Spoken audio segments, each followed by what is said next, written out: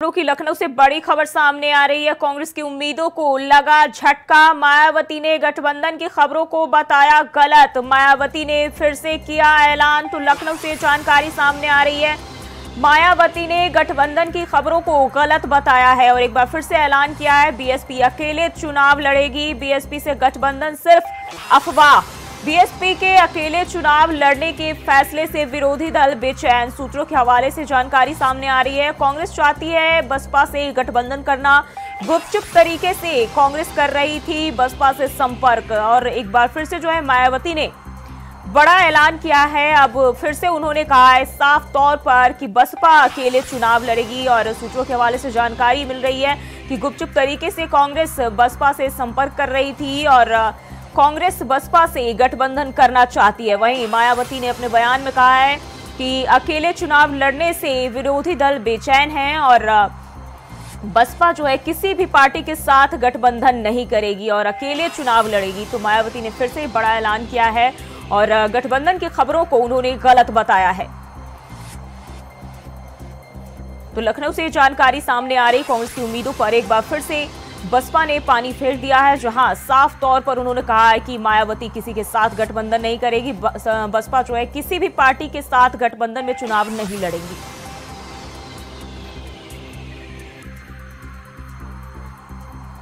तो लखनऊ से बड़ी खबर सामने आ रही। कांग्रेस की उम्मीदों को बड़ा झटका लगा है। मायावती ने एक बार फिर से गठबंधन को लेकर ऐलान कर दिया है और गठबंधन की खबरों को उन्होंने सिरे से खारिज करते हुए इसे गलत बताया है, महज अफवाह बताया। उन्होंने साफ तौर पर कहा है कि बसपा अकेले लोकसभा चुनाव लड़ेगी।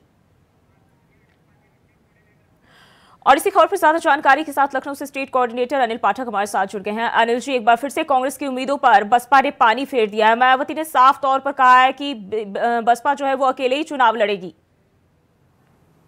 हाँ, बेशक जो ही उत्तर प्रदेश में जिस तरह की सियासत चल रही है उसको लेकर के बसपा सुप्रीमो मायावती को एक बार फिर सफाई देनी पड़ी है।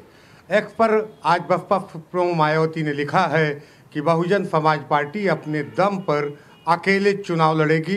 विपक्षी जो हैं वो अफवाह फैला रहे हैं और फेक न्यूज़ चला रहे हैं जिससे उनके जो वोटर हैं, उनके जो कैडर हैं उसमें भ्रम फैले। लिहाजा मायावती ने फिर सफाई देते हुए कहा है कि अफवाहों पर ध्यान रखें। उन्होंने अपने वोटरों को संदेश दिया है कि बहुजन समाज पार्टी अकेले चुनाव लड़ेगी, अकेले ही चुनाव मैदान में उतरेगी। बावजूद इसके जो हालात बने हुए हैं उससे इस बात की आशंका वो सियासी गलियारों में तैरने लगी है कि आखिर भाजपा के खिलाफ कुछ न कुछ खिचड़ी जरूर पक रही है, जिसकी वजह से बसपा के गठबंधन की बातें वो सामने आ रही हैं और लगातार ये खबरें वो चल रही हैं कि बहुजन समाज पार्टी इंडिया गठबंधन का हिस्सा बन सकती है। ये भी कहा जा रहा है कि कांग्रेस की टॉप लीडरशिप मायावती के टच में है और निरंतर कांग्रेस और बसपा की बात चल रही है। हालांकि फिर बसपा सुप्रीमो मायावती ने इस बात को खारिज किया है कि उनकी किसी से बात नहीं चल रही है। बहुजन समाज पार्टी अकेले अपने दमखम पर मजबूती से चुनाव लड़ेगी। जी, बसपा की बात कर ले तो अगर इंडिया अलायंस में शामिल होती है तो कहीं ना कहीं इंडिया अलायंस को ये बड़ा फायदा होगा। लेकिन बीएसपी ने एक बार फिर से साफ करते हुए कहा है कि जो विरोधी दल है वो बसपा के अकेले चुनावी मैदान में मजबूती से खड़े होने को देखकर उनमें बेचैनी हो रही है और इसी के चलते इस तरह की अफवाहें फैला रहे हैं। जो ही बसपा सुप्रीमो मायावती की तरफ से ये ट्वीट किया गया है, एक्स पर लिखा गया है, लेकिन जो बातें हजम नहीं हो रही हैं वो ये है कि बसपा ने अभी तक अपनी सूची नहीं जारी की है। एक भी सूची बहुजन समाज पार्टी की तरफ से जारी नहीं हुई है। वहीं कांग्रेस ने भी उत्तर प्रदेश में जो 17 सीटें गठबंधन में मिली हैं उस पर अपने उम्मीदवारों की घोषणा नहीं की है। अखिलेश यादव की तरफ से भी जो उम्मीदवार 31 घोषित किए गए थे उसके बाद एकदम विराम लगा हुआ है विपक्षी खेमे में। भाजपा का जो विरोधी खेमा है उसकी तरफ से कैंडिडेट को लेकर के, कैंडिडेट के चयन को लेकर के एकदम विराम लग गया है, जिसकी वजह से ये बातें समय समय पर उठ रही हैं कि उत्तर प्रदेश में कुछ अलग तरह की खिचड़ी पक रही है और ये सियासत अधिसूचना लागू होने के बाद, नोटिफिकेशन होने के बाद जरूर करवट लेगी, इस बात की आशंका जताई जा रही है। लेकिन जिस तरह से आज बसपा सुप्रीमो ने खंडन किया है, उससे जो कांग्रेस की तरफ से मुहिम चलाई जा रही है उसको एक तगड़ा डंट मिला है और कांग्रेस के मंसूबों पर जो पब्लिक को मैसेज देना चाहती है कांग्रेस पार्टी, उस पर एक कुठाराघात हुआ है। जी अनिल जी, बात करें तो बीजेपी या कांग्रेस में जिन जिन को अभी तक जो है सीटें नहीं मिली है, या बीजेपी की खास तौर पर बात करें तो कुछ नेताओं के पुराने चेहरों को टिकट काटे गए और बताया जा रहा था कि बसपा उनके शामिल होने का इंतजार कर रही है, तो क्या उनकी राह तो नहीं देख रही जो है प्रत्याशियों के, उम्मीदवारों के नाम घोषणा के को लेकर? हाँ, बेशक इस बात की भी अटकलें चल रही हैं कि भारतीय जनता पार्टी ने जो दिग्गज चेहरे हैं, वो चाहे मेनका गांधी हो, चाहे वो ब्रजभूषण शरण सिंह हो, इन जैसे जो दिग्गज चेहरे हैं जो अपने दम खम से जीतते हैं चुनाव, इनका टिकट होल्ड कर दिया है भारतीय जनता पार्टी ने। तो विरोधी खेमा जो दिग्गज नेता हैं जिनका टिकट होल्ड किया गया है, उनकी भी राह देख रही है कि हो सकता है देर सवेर भाजपा से जब इनको ग्रीन सिग्नल नहीं मिलेगा तो ये मजबूरी में हमारे साथ आएंगे और हमको मजबूत कैंडिडेट मिल जाएगा जो जिताऊ जरूर होगा, भले वो टिकाऊ ना हो। जी, और खबर ये भी मिल रही है सूत्रों के हवाले से कि कांग्रेस जो है गुपचुप तरीके से बसपा से बातचीत करने की कोशिश कर रही थी। कहीं ना कहीं कांग्रेस को उम्मीद थी कि बसपा इंडिया अलायंस में शामिल होगी। बेशक जो कांग्रेसियों की तरफ से दावा किया जा रहा है कि बसपा से उनका जो टॉप लीडरशिप है, यहाँ तक बात ये कही जा रही है कि सोनिया गांधी खुद जो है बसपा सुप्रीमो मायावती से वार्ता कर रही हैं और ये बैठाने की कोशिश कर रही हैं कि उत्तर प्रदेश में भारतीय जनता पार्टी के खिलाफ जो मुकाबला है उसको कैसे और अधिक मजबूत किया जाए। इस लिहाज से कांग्रेसियों की तरफ से ये दावा किया जा रहा है कि बहुजन समाज पार्टी से उनकी वार्ता चल रही है। अभी तक कांग्रेस ने हार नहीं मानी है। हालांकि बसपा सुप्रीमो ने इस बार जो है दूसरी बार एक्स पर खारिज किया है किसी तरह की वार्ता से, किसी तरह की बातचीत से, और अकेले ही चुनाव मैदान में जाने का ऐलान किया है सुश्री मायावती ने। जी अनिल जी, बहुत बहुत शुक्रिया आपका तमाम जानकारी के लिए। तो कांग्रेस की उम्मीदों को एक बार फिर से बड़ा झटका लगता हुआ दिखाई दे रहा है, जहां बसपा ने एक बार फिर से अकेले लड़ने का चुनाव लड़ने का ऐलान कर दिया है।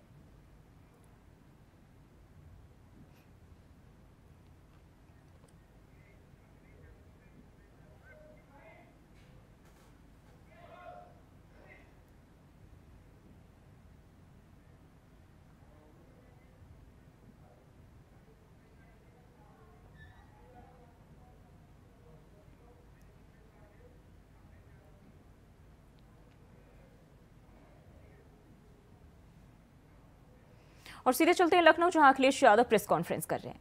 सहयोगी साथियों का बहुत बहुत धन्यवाद देता हूं जो पार्टी में आज आ पा रहे हैं। मदन गौतम जो हमारे ही जनपद के हैं, हमारे साथ रहे, कई बार के विधायक हैं, इनके आने से समाजवादी पार्टी को और ताकत मिलेगी। इनके सहयोगी साथियों के आने से समाजवादी पार्टी हमारे आसपास के जिलों में और मजबूत दिखाई देगी।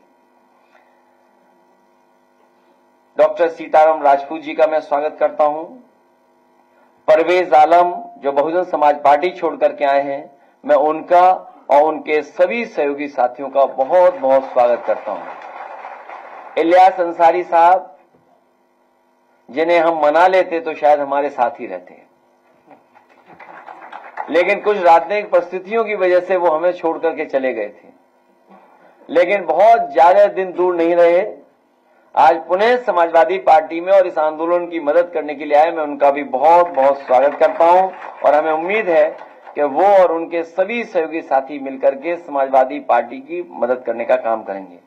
मुझे खुशी है इस बात की कि बहुत सारे साथी ये चाहते थे कि सुबोध यादव समाजवादी पार्टी में शामिल हो जाएं, और आज वो और उनके बहुत जिम्मेदार और बहुत ही बड़ी संख्या में साथी आए हैं। मैं सुबोध यादव का और उनके सभी साथियों का बहुत बहुत स्वागत करता हूं। समाजवादी पार्टी को मजबूत बनाने का काम करेंगे। तिलक चंद वर्मा जी जो हरदोई में बहुजन समाज पार्टी से लड़े थे, आज पुणे समाजवादी पार्टी में शामिल हो रहे हैं। इनके आने से लखनऊ से लेकर के हरदोई, उन्नाव और आसपास के जिलों में समाजवादी पार्टी को मजबूती मिलेगी। इनका समाज और खासकर बहुजन समाज के लोगों को जोड़ने का काम करेंगे। इससे आने वाले समय में जो 2024 में चुनाव होने जा रहा है, उसमें बहुत बड़े पैमाने पर सहयोग मिलने जा रहा है। लतेश बिदोड़ी जी राष्ट्रीय युवा लोकदल छोड़ करके आए हैं। हम उम्र हैं, नौजवान साथी हैं।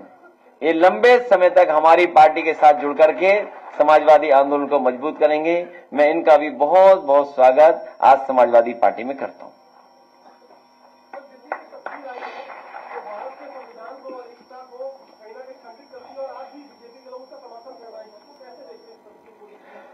मैंने तस्वीर नहीं देखी, लेकिन अभी पूर्व विधायक सुभाष श्रीवास्तव जी जो बात कह रहे थे कि ये संविधान बचाने का चुनाव है, लोकतंत्र बचाने का चुनाव है, आरक्षण बचाने का चुनाव है, अपना अपना सम्मान बचाने का चुनाव है। और अगर हम कहें कि अपनी आजादी बचाने का चुनाव है, तो जिस तरीके से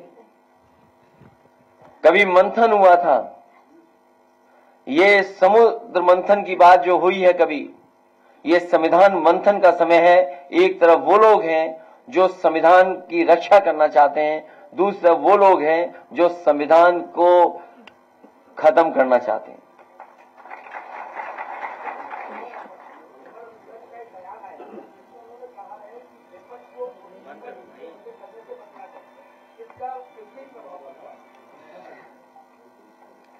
उत्तर प्रदेश के लोग स्वागत भी अच्छा करते हैं और उत्तर प्रदेश के लोग जब विदाई करेंगे वो भी बड़ी अच्छी करेंगे। जो लोग 14 में आए थे वो 24 में जाने वाले हैं और 10 साल हिटलर का ही समय था।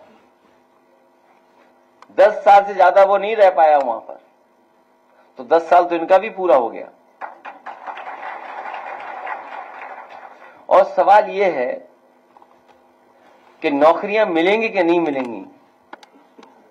भारतीय जनता पार्टी हटाओ, नौकरी पाओ।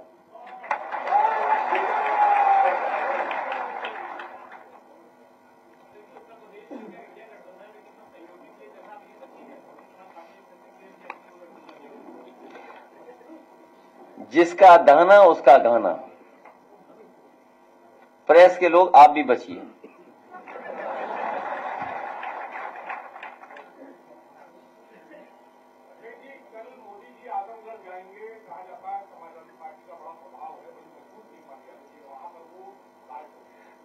मैंने आपसे क्या कहा? उत्तर प्रदेश की जनता स्वागत भी अच्छा करती है और विदाई भी अच्छा करती है।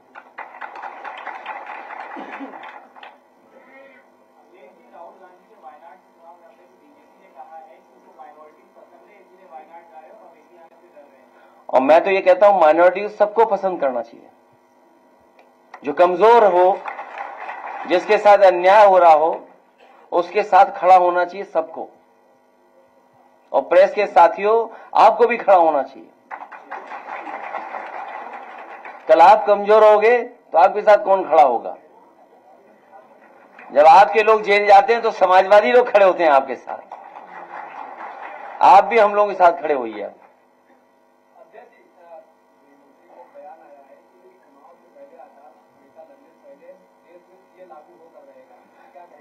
आचार संहिता तब मैं मानूंगा लागू हो गई जब डीजीपी हट जाएंगे, पुलिस के अधिकारी हट जाएंगे। पहले तो आचार संहिता लगती थी, उसके बाद अक्सर जो अधिकारी बहुत दिनों से जमे रहते थे उनको हटाया जाता था। देखते हैं ये सरकार कितने अधिकारियों को हटाती है।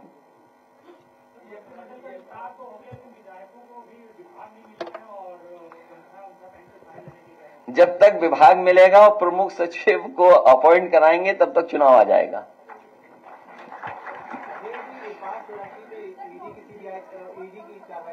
देखिए, जितने भी ये सीबीआई, ईडी, इनकम टैक्स जानबूझ करके सरकार भेजती है जिससे लोग डर जाएं और घबरा जाएं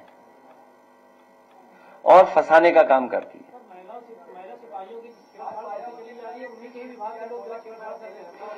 ये एक लंबी सूची है। हमारे पत्रकार साथी ने कुछ सवाल उठाया है। ये बहुत एक लंबी सूची है। अगर पिछले 7 साल का हम लोग गिने तो देश में सबसे ज्यादा इस तरह की घटनाएं उत्तर प्रदेश में हुई हैं। और जहां साथी हमारा एक कह रहा था, होम मिनिस्ट्री के ऊपर कोई सवाल पूछा जा रहा था, ये होम मिनिस्ट्री की जिम्मेदारी बनती है कि समय समय पर स्टेट गवर्नमेंट्स को भी चेक करें कि उनके यहां क्या हो रहा है। अगर पुलिस ही भक्षक बन जाएगी, जिनसे हमें उम्मीद है कि न्याय मिलेगा, अगर वही अन्याय करेंगे तो आप न्याय के लिए कहां जाएंगे।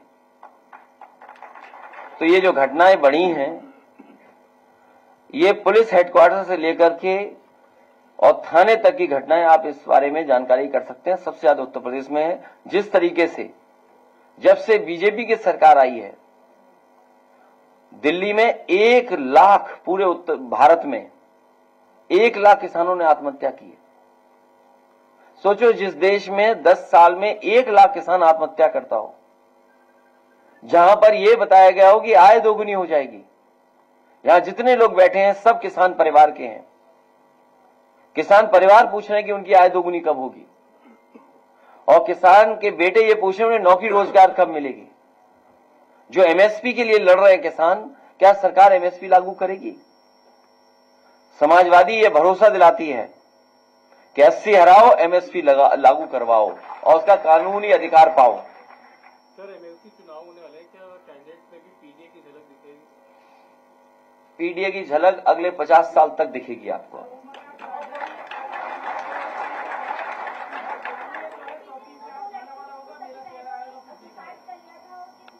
वो गंभीर मामला है जहां 2 बहनों ने आत्महत्या की और पिता ने भी जान दे दी।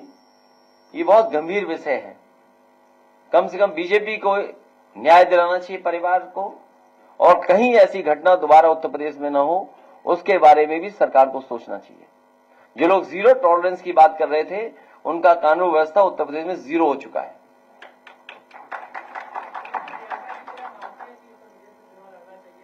किसको? मैं तो चाहता हूं आप भी कोई सभासद का चुनाव लड़ लो। अब चुनाव सभासद का है ही नहीं तो क्या करें हम, बताओ। ये कोई बात नहीं। अरे किसी लीडर और पॉलिटिकल पार्टी तय करेगी, हम क्यों तय करेंगे? अब हम कहेंगे मुख्यमंत्री जी को चुनाव लड़ना चाहिए, ये कोई बात हुई? अब मुख्यमंत्री जी अगर लड़ना चाहे तो बताओ। नहीं, कोई क्षेत्र नहीं ना इनमें बनाया नहीं इन्होंने कोई।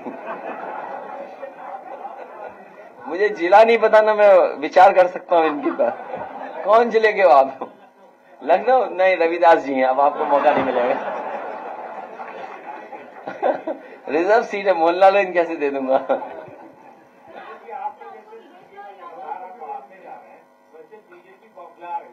तो आपके भी चैनल में पी है। बीजेपी अभी और घबराएगी। इसलिए घबराएगी क्योंकि पीडीए का हक और अधिकार छीने इन्होंने। आप बताइए, वाइस चांसलर के अपॉइंटमेंट्स हुए हैं, पीडीए कितना है उसमें? जो वाइस चांसलर के अपॉइंटमेंट हुए हैं उसमें पीडीए कितना है? और हमारे ये साथी अलग अलग जिले के यहां बैठे हैं। कभी गवर्नर हाउस से ये सवाल उठता था कि कौन पोस्ट हुआ है, कितने पोस्ट हुए हैं। कई जिले ऐसे हैं जिनमें एक भी पीडीए का अधिकारी कभी पोस्ट नहीं हुआ टॉप पोस्ट में। कई जिले ऐसे हैं जिसमें पीडीए का बड़ी पोस्टिंग पाया ही नहीं। तो ये तो केवल एक बात बता रहा हूं मैं आपको कि यूनिवर्सिटियों में जो अपॉइंटमेंट हुए 34 में पीडीए है ही नहीं कहीं, केवल 4 पीडीए। और उन्होंने जिनको अपॉइंट किया है, अगर वाइस चांसलर अपॉइंट हो गए तो उन्होंने किसको अपॉइंट किया है, उसकी सूची सरकार नहीं दे रही है। जो लोग 46 में 56 कहते थे, 46 में 56, उन्हें सूची देनी चाहिए कि नहीं देनी चाहिए? ये तो केवल मैं एक बात उठा रहा हूं अभी, एक, कि वाइस चांसलर के अपॉइंटमेंट्स में सरकार ने सबसे ज्यादा धोखा अगर किसी को दिया है तो पीडीए परिवार को धोखा दिया है। क्या वो 69,000 के बच्चे किस मंत्री के घर नहीं गए बताओ? वो इसलिए उनके साथ अन्याय हो रहा है कि वो पीडीए परिवार के लोग हैं, पीडीए परिवार के लोग हक मांग रहे हैं। यही 69,000 में क्या आपने नहीं देखा कौन सा मंत्री नहीं छोड़ा जिसके घर न गए हों। लेकिन जो वहां लोग हैं वो पीडीए को न्याय नहीं दिला सकते, उनको हक नहीं मिल सकता।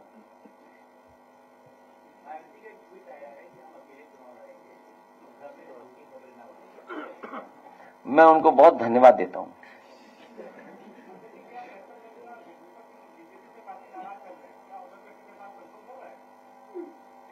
किसका? नहीं, अगर आप कह दोगे तो मैं दे दूंगा। नहीं, सच में कोई झूठ नहीं। देखिए, अगर कभी कोई ऐसी परिस्थिति बनी तो पत्रकार साथी, आपका नाम क्या है? अकील सिद्दीकी कह रहे हैं कि उन्हें टिकट दे देना चाहिए। हम आपकी बात मानेंगे। तो लखनऊ से भी आप अखिलेश यादव को सुन रहे थे और बुलेटिन में फिलहाल के लिए बस इतना ही। खबरों के लिए बने रहिए इंडिया वॉइस के साथ।